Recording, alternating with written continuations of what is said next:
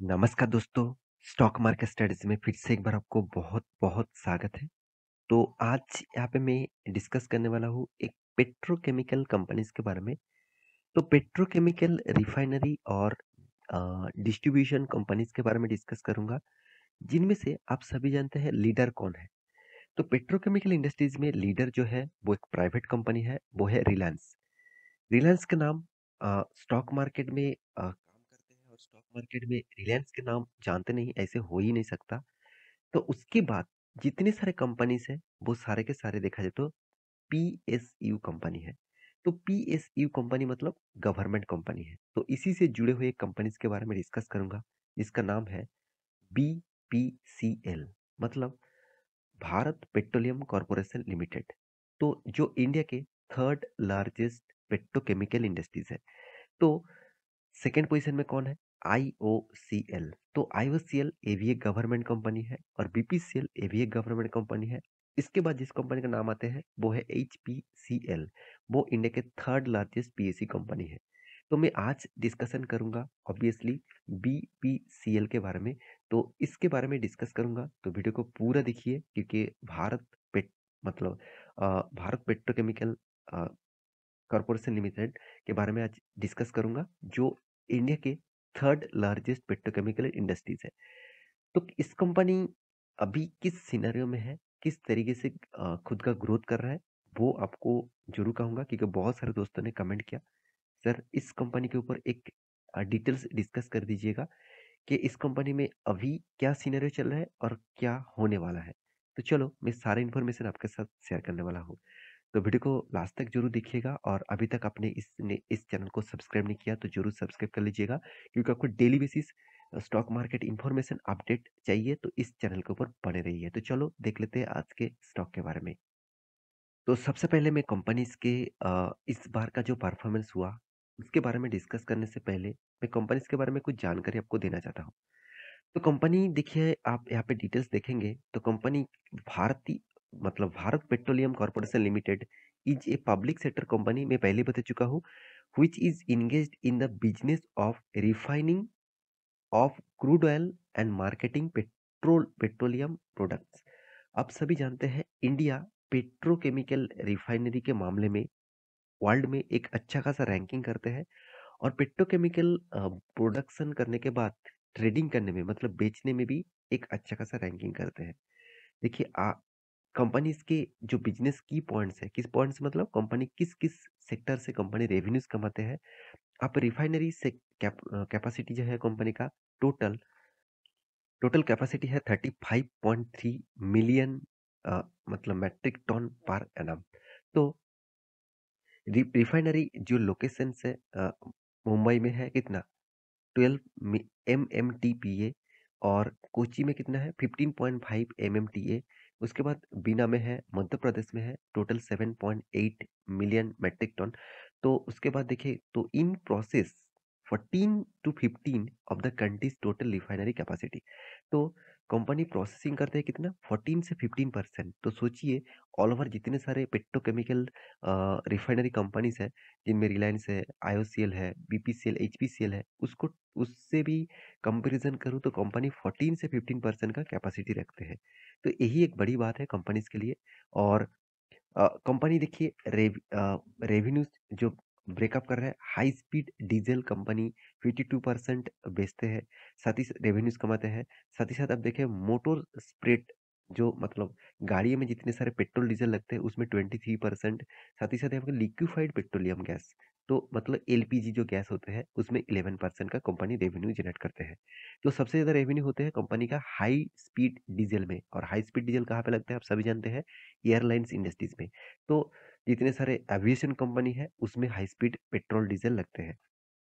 तो company retail business में company कितना द कंपनी ओन्ड 82 रिटेल यहाँ पे देखिए depots according 20,000 retail depots across India मतलब 20,000 से भी ज्यादा कंपनी का रिटेल डिपोज मतलब पेट्रोल पंप है इस तरीके से आप बोल सकते हैं। तो एलपीजी कितना एलपीजी 54 एलपीजी बोटिंग प्लांट है मतलब कंपनी 54 जगह पे एलपीजी का मतलब प्रोडक्ट तैयार करते हैं गैस तैयार करते हैं और 6200 डिस्ट्रीब्यूटर है एलपीजी का। ये भी एक बहुत बड़ा मार्केट को कैप्चर किया है। तो कंपनी का जो बिजनेस है वो मैं आपके सामने इसीलिए दिखा रहा हूँ क्योंकि आपको इस कंपनी के बारे में जानना जरूरी है, कंपनी का स्ट्रेंथ के बारे में जानना जरूरी है। उसके बाद आपको लगे कि हाँ इस कंपनी के ऊपर निवेश करना चाहिए तो आप कर सकते हैं। तो अभी फिलहाल के लिए कंपनी का डिटेल्स तो आपको दिखा चुका हूँ। अभी कंपनी के इस बार का क्वार्टर का कुछ परफॉर्मेंस आपको दिखाऊंगा। तो कंपनी देखिए इतना दिनों तक तो बहुत अच्छी तरीके से काम कर रहा था। लगातार कंपनी छोटा मोटा प्रॉफिट अप्स एंड डाउन लेकर काम कर रहा था। फिर भी पिछले क्वार्टर में कंपनी ने बहुत जबरदस्त तरीके से लॉस किया था, करीबन 6000 करोड़ के आसपास। तो इस तरीके से लॉस पहले कभी नहीं किया, फर्स्ट टाइम लॉस किया। उसके पीछे आप कारण भी जानते हैं। तो उसको रिकवरी किया, फिर भी रिकवरी करने के बाद कंपनी फिर से कंपनी को प्रॉफिट में नहीं ले आ पाए। तो कंपनी इस बार 338 करोड़ का लॉसेस किया। तो पिछले बार तो 6140 150 करोड़ का लॉस किया था, उसको रिकवरी करके इस बार लेके आया 340 करोड़ के आसपास। तो सोचिए कंपनी में अगर दम नहीं होता तो इतना बड़ा लॉस को कवर नहीं कर पाते। तो एक पॉइंट्स तो जरूर मैं पॉजिटिव कहूंगा, इस कंपनी में दम तो है। हाँ, क्या आपको ये जो रिजल्ट हुआ, क्या इनकम में ग्रोथ हुआ? ऑब्वियसली इनकम में ग्रोथ किस तरीके से हुआ, चलो मतलब सेल्स के किस तरीके से ग्रोथ हुआ वो दिखा देता हूँ। देखिए प्रीवियस डेटा के हिसाब से देखा जाए तो पिछले बार इनकम ज्यादा था, मतलब कंपनी का सेल्स ज्यादा था। इस बार उससे भी कम सेल्स हुआ। फिर भी कंपनी ने जो एक्सपेंस को कंपनी ने पिछले बार कंट्रोल नहीं कर पाया, इस बार कंपनी ने एक्सपेंस को बहुत अच्छी तरीके से कंट्रोल किया। इसीलिए प्रॉफिट मार्जिन जो है, मतलब profit for the period after taxes, तो देखा जाए तो कंपनी का प्रॉफिट पॉजिटिव में आया था। मगर आप सभी जानते हैं कंपनी ने लोन भी लेके रखा, तो उसके लिए कंपनी को इंटरेस्ट भी पे करना पड़ा, साथ ही साथ कंपनी को टैक्सेस भी पे करना पड़ा। तो ये सारे चीज जोड़कर कंपनी के हाथ में नेट प्रॉफिट जो आया वो ऑब्वियसली नेगेटिव में है। तो क्या साल भर की कंपनी नेगेटिव रिटर्न दे रहा है, मतलब नेगेटिव रिजल्ट कर रहा है? देखा जाए तो साल भर में कंपनी आज तक लॉसेस नहीं किया, कंटिन्यूअसली प्रॉफिट किया। देखिए कोई एक क्वार्टर्स में लॉसेस हो गया, इसमें आप कहेंगे सर कंपनी खराब हो गया, ऐसे बिल्कुल मत सोचना। क्योंकि एक क्वार्टर्स में लॉस हो सकता है, बाकी क्वार्टर किस तरीके से किया उसके ऊपर डिपेंड करेगा पूरा के पूरा साल का रिपोर्ट। क्योंकि हर साल में चार चार क्वार्टर आते हैं, इस चारों क्वार्टर का परफॉर्मेंस को एक साथ जोड़ा जाता है। अभी कंपनी के रिटर्न के हिसाब से देखा जाए तो कुछ भी रिटर्न नहीं मिला। 10 साल में सिर्फ 11%, बाकी सालों में कंपनी लॉसेस देते जाए। तो क्या इस कंपनी के ऊपर निवेश करना चाहिए? तो मैं एक एक पॉइंट आपके साथ शेयर करूंगा इस कंपनी का, वो है कंपनी का डेप्थ। तो कंपनी का डेप्थ देखिए 1% के आसपास है, गवर्नमेंट कंपनी है, डेप्थ तो होगा ही। तो फिर भी कंपनी आपको एक्स्ट्रा बेनिफिट के हिसाब से क्या देते रहे, आप देख सकते हैं कंपनी डिविडेंड आपको सालाना 29% का डिविडेंड आपको पे आउट करते जा रहा है। तो एक एक बहुत बड़ी अच्छी बात है, सालाना आपको 29% डिविडेंड पे आउट, मतलब एक अच्छा खासा डिविडेंड यहाँ पे पे आउट कंपनी कर रहा है। कंपनी का सेल्स ग्रोथ तो ठीक है, मगर कंपनी का प्रॉफिट ग्रोथ नेगेटिव में है।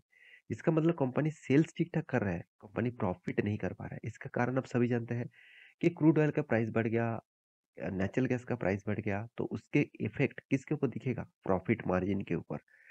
क्योंकि सेल्स कितना भी कर ले, प्रॉफिट को अगर कंट्रोल नहीं, मतलब लॉसेस को आप कंट्रोल नहीं कर पाएंगे तो प्रॉफिट मार्जिन तो नेगेटिव में जाएगा ही। तो इसीलिए इस तरीके से हालत देखने को मिला। तो क्या इन्वेस्टर ने इस कंपनी के ऊपर निवेश नहीं किया? ऑब्वियसली निवेश करके रखा। एफआईएस और डीएस ने बहुत अच्छी तरीके से निवेश किया, पब्लिक भी निवेश किया, प्रोमोटर भी निवेश करके रखा है, मतलब प्रोमोटर भी होल्डिंग रखे हैं। तो आप कहेंगे सर जो कंपनी लॉसेस दे रहा है उस कंपनी के ऊपर एफआईएस और डीएस क्यों है? तो सबसे पहली बात, डीएस जो है इसमें से आपको ज्यादा होल्डिंग दिखेगा लाइफ इंश्योरेंस कॉर्पोरेशन, मतलब गवर्नमेंट का। उसके बाद बाकी कंपनी छोटा मोटा होल्डिंग उठा के रखा। और एफआईएस भी देखिए 12% जो होल्डिंग किया, कौन होल्डिंग किया वो भी देख लीजिए, यहाँ पे नाम नहीं है, मतलब कोई भी कंपनी 1% से भी ज्यादा होल्डिंग नहीं किया। तो सोचने वाला बात है कि इंस्टीट्यूशन क्यों निवेश करके रखा। तो मैं पहले आपको दिखा चुका हूँ, कंपनी लगातार आपको डिविडेंड देता रहा, तो डिविडेंड के चाहत के लिए कंपनीज के ऊपर निवेश करके रखा है। तो इस कंपनी के चार्ट पैटर्न अभी किस तरीके से चल रहा है और कौन सा लेवल में चल रहा है वो आपको बता दूं। देखिए एक ट्रेंड में आपको ड्रॉ करके दिया, वो ट्रेंड बहुत स्ट्रांग है, मतलब लेवल बहुत स्ट्रांग है। वो लेवल है करीबन 250 रुपीज के आसपास। जिस तरीके से गिरावट हो रहा है मेरे हिसाब से 250 रुपीज के आसपास टच करेगा। और ये टच एक बार नहीं, एक बार, दो बार, तीन तीन बार टच हो रहा है।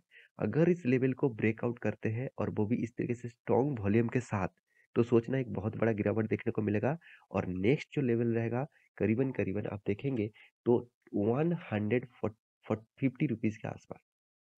तो देखिए मेरे हिसाब से इस लेवल को तोड़ना बहुत मतलब मेहनत करना पड़ेगा क्योंकि एक बार नहीं 1, 2, 3 बार बहुत बड़ा स्ट्रॉन्ग सपोर्ट है। इस स्ट्रॉन्ग सपोर्ट के कारण कंपनी फिर से रीबैक किया और बहुत बड़ा जंप दिखाया।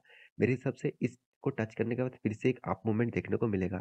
अगर अप मूवमेंट देखें तो ये जो ट्रेंड लाइन जा रहा है तो इस ट्रेंड लाइन के हिसाब से आपको टच देखने को मिल सकता है।